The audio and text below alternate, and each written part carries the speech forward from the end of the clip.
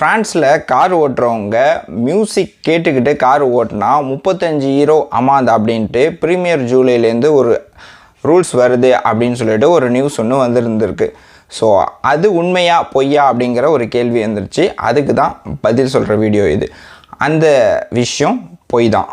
Actually France info அப்படிங்கிற வெப்சைட்டில் போயிட்டு பார்த்தேன். ஸோ அதில் இதை பற்றி அழகாக பேசியிருக்காங்க.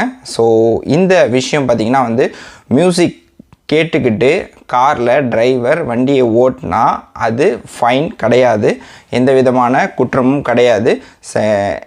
ஆக்சுவலி அதிகபட்ச சவுண்டு வச்சு வண்டி ஓட்டினா கூட எந்த விதமான பிரச்சனையும் இல்லை. இத்தனை டெசிபல் அப்படிங்கிற மாதிரி எந்த விதமான அளவும் கோதலார் ரூல்ஸில் பொறுத்த வரைக்கும் கொடுக்கல.